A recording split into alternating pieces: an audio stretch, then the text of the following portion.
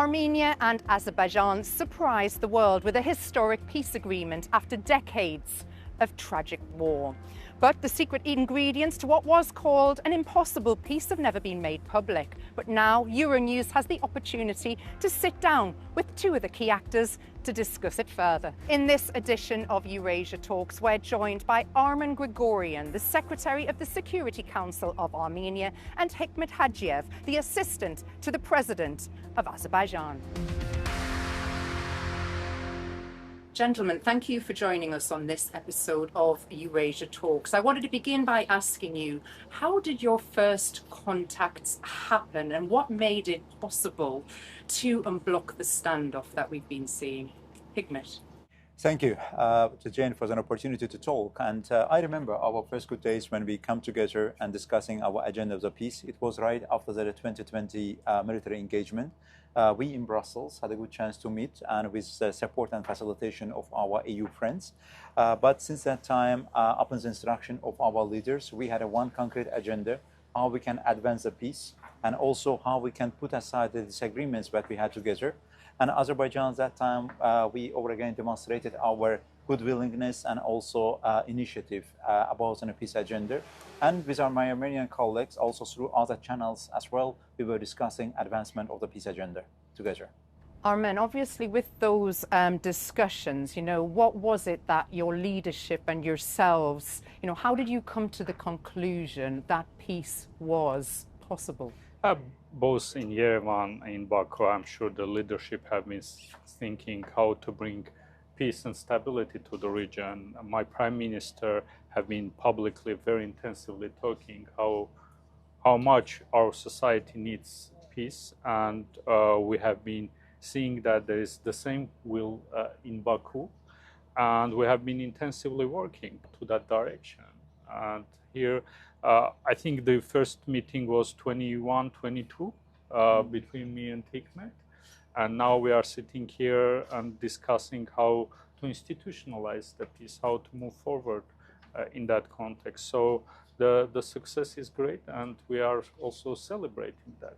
We're here at the Doha Forum, and obviously I heard you talking earlier, and I think, Hikmet, you referred to each other as colleagues. That's a bold step forward and a real positive thing to use that terminology with each other in this journey together. Yeah.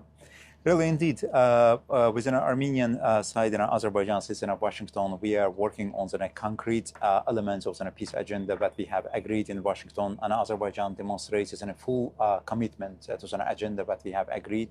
One of the important topics on our agenda is about a corridor, and again, we do hope that within a corridor from Azerbaijan side is considered as a Zengezur corridor and also a Trump corridor that we are working together for an implementation. We think that it will change completely the transport map of the Eurasian continent, and also in Armenia, Azerbaijan bring us together and working together, and will also contribute to build a mutual economic dependence. And in a broader sense, it will also create the economic benefits of the peace agenda for both of our countries, for our broader region. But we also, what we understood that peace is like a strategic commodity that we are delivering to the international community. But in the meantime, we cannot render ourselves to the comfort zone. And we know what to institutionalize and solidify the peace on the ground and to maintain it, and also to bring it to the future generations. It requires a lot of hard work from both countries and also both societies. But in the meantime, what we see is a full commitment from our countries to work on that dimension. What is the realistic timeline for finalizing this peace deal? The peace deal in Abu Dhabi discussions this year in summer, we had an open and broad discussion with an Armenian side, and my president and Armenian prime minister, and also delegations that we're attending. We discussed an important competence, including the elements that still on our agenda, outstanding issues. I think that we are on the right track towards a complete signing of the peace agreement. But more than that, what I would like to highlight that we have a real peace on the ground. What is an experience of international community shows that on many post-conflict situations and conflict situations, there are agreements and arrangements on the paper, but there is no real peace on the ground. But we have a real peace on the ground, de facto peace on the ground. We should solidify it and we should strengthen it and also bring it to the future generations. Armen, how would you describe the political relationship and atmosphere between the two countries? All the agreements that we had anywhere. All of them are in public, and the peace process that have been in a process for a long time. I mean, bilaterally, we have been working towards the peace, and actually we will continue working on that direction with Azerbaijan. First of all, to sign the peace agreement and ratify it. At the same time, we consider unblocking very much important. The big, beautiful deal that we reached in Washington, and now we are trying to implement, is very much important.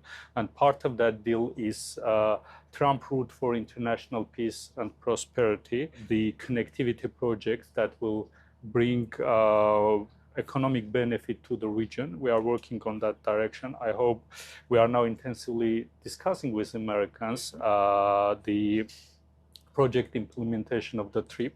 As soon as we finalize, we will start implementation project. I hope it will be very soon. And after that, the whole technical process will start, and we will work on that direction to unblock the region, to open the trip, which is a very huge and very important historical project in our region. So we continue to work on that direction. Really, Armenia-Azerbaijan peace agenda, we are also not acting in a diplomatic limbo. We are also looking at the international experience and international precedent and Good Friday Agreement between the 1998 United Kingdom and the Republic of Ireland. It also paves the way with the current status of the good relations between the two countries. We are also making a certain precedent from that arrangements as well, and looking forward for the resolution of one outstanding issue, but still matter of the concern of Azerbaijan side. I think that once it's resolved, we will not have any longer any stumbling block on our agenda of the peace. But nevertheless, let me repeat it over again, that we have a real peace on the ground and currently working through the parameters of the strengthening of the peace. With world powers competing for massive regional economic opportunities, what are your strategies for each of your countries, Hikmet?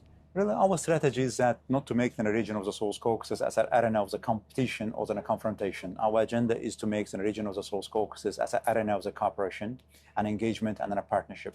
Think about Armenia-Azerbaijan peace agenda in the global context of the conflicts and wars, at least one success story. One chapter of the conflict is closed. There is a real peace on the ground. And we are also inviting all our international partners, including the global powers, to support our peace agenda on the ground, whether it's in a connectivity projects, whether it's in a normalization between the two countries, and also new economic partnerships. And as Armenia and Azerbaijan, we are working on the fundamental concept of the economic benefit of the peace. I think that our international partners can also contribute to that.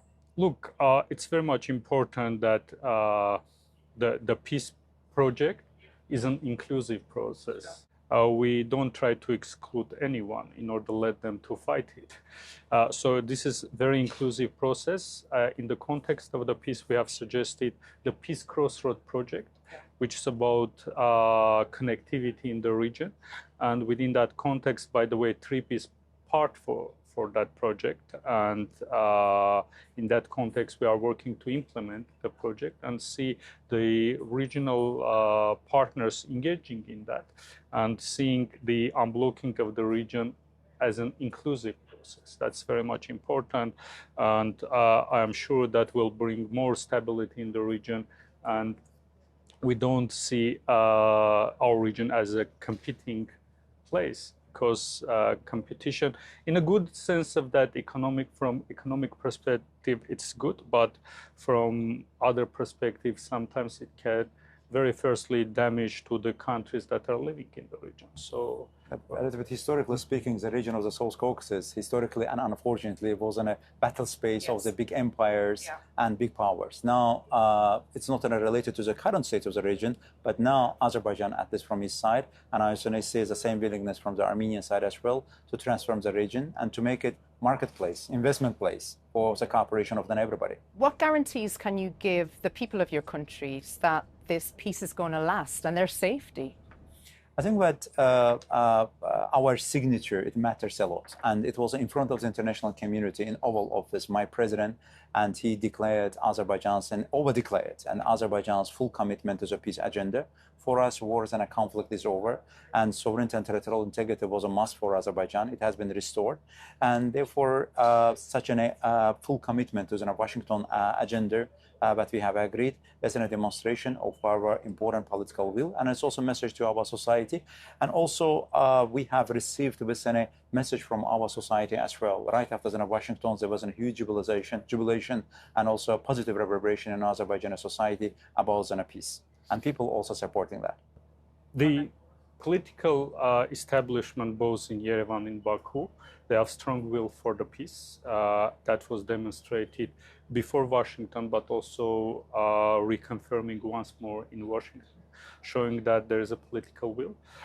We also see, as my colleague Hikmet mentioned, both in the society in Armenia and in Azerbaijan, there is support to the peace.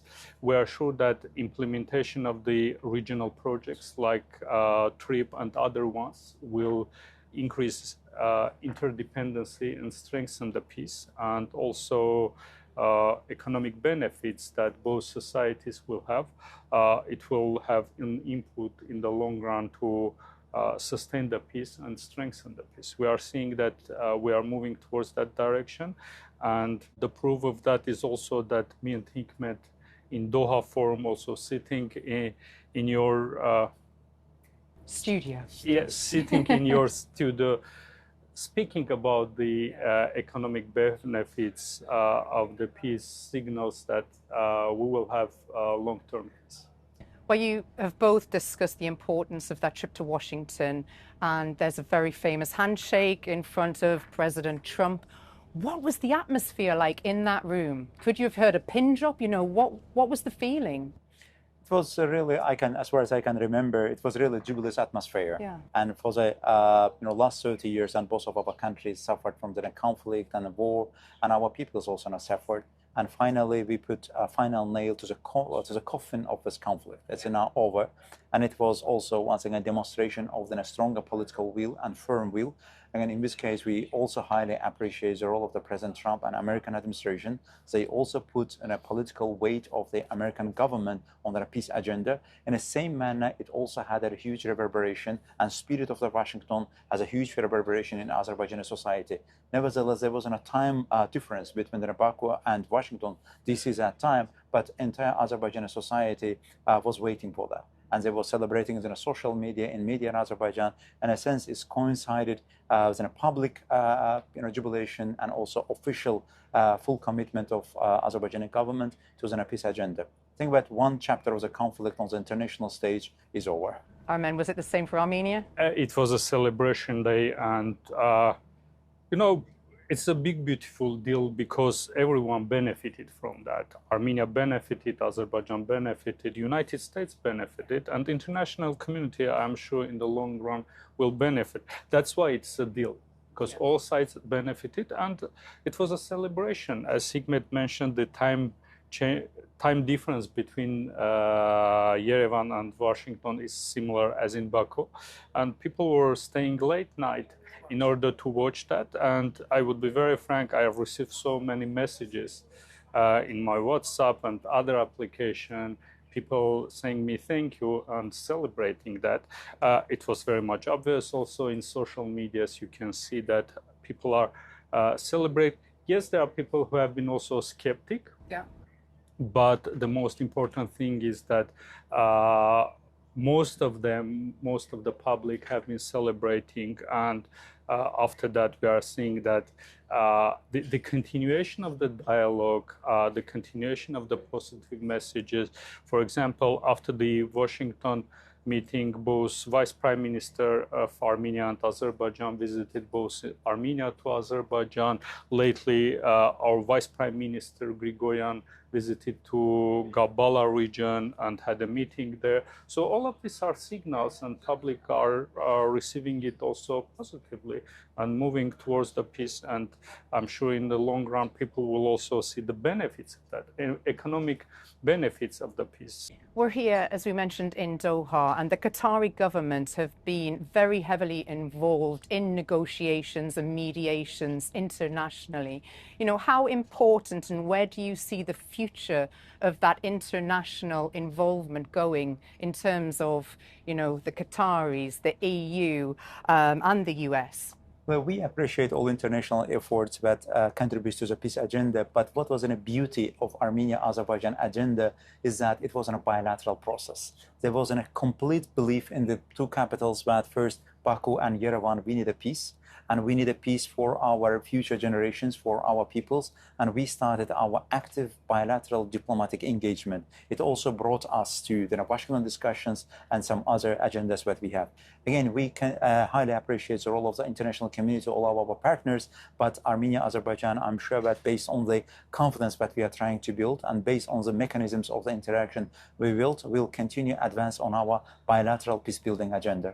We very much appreciate international community support, but without that bilateral thing, that was very strong. And I'm sure that Abu Dhabi leaders meeting paved way for the Washington meeting. And that was a very great success in that context. And we very much appreciate also international community's engagement. We are here in Doha Forum, meeting with, having panel, and also sitting down in this studio, speaking to the public and sending positive messages. In overall, that's also an effort coming from the Qataris, and they are very much helpful. And we very much, I'm sure I'm speaking on both of us, that we very much appreciate that Qataris gave this platform to us to speak also publicly, and that's very much important. It's been a real symbolism of hope. What message do you think what you have achieved is giving to those around the world who are at war with each other? Well, it's always difficult to provide your own advice, but we can provide our own example. And here, I think that both of the countries, we demonstrated leading by example. Yeah. And there wasn't a really difficult and bloody war between the two countries. And last 30 years, two countries suffered from the deficit of the security and the deficit of the peace. But with a political will and demonstration of this firm and stronger political will, peace is achievable. And as a result of which, just peace has been ensured between Armenia and Azerbaijan. Now it's enough time and also work of the two governments and two peoples to make a long-lasting and irreversible peace on the agenda, on the global agenda and also regional agenda. Therefore, peace is doable, peace is achievable, and it also requires full commitment to the norms and principles of international law and providing legality and legitimacy between the countries. Yeah, it's very difficult to find two conflicts that are totally similar, but you can find always some similarities. And one of the important things was that strong will both in Yerevan and Baku was very much helpful in moving towards the peace. The leadership in both countries have been intensively working, even though a lot of difficulties you can imagine. And in all conflicts, it's very difficult to move forward because of the problem also of trust. In all conflicts, sides don't trust each other. But we have been working towards this, as in famous music, it's said, another brick to the wall, in positive sense of that quote. We have been working towards that, trying to build that wall of trust, trying to move in that direction. That was very much helpful. Bilaterally creating that trust, and then also international community support. If you could send one message to the people of your neighboring country, what would that be? To continue working on strengthening the peace between Armenia and Azerbaijan. Yes, we went through the conflict, we went through the pain, both of us, and we need to understand also that there is a chance of peace. We have both to work on this direction, institutionalize the peace and work on that direction, and also see the benefits of the peace. Hikmet, what would you send as your message to your neighboring people in Armenia? For Azerbaijan, war and conflict is over. Currently, Azerbaijan works on the peace, and we are sure and hopeful that there will be irreversible peace between the two countries, and it will be eternal for the future generations of the both countries. And still, we have a certain wounds. We understand that, and we are adamant of the fact, but we should look into the future. Hikmet, Armen, thank you so much for joining us on Eurasia Talks on Euronews. What a pleasure to see you both here today. Thank you so much. Thank you so much. Thanks for having us. You're very welcome.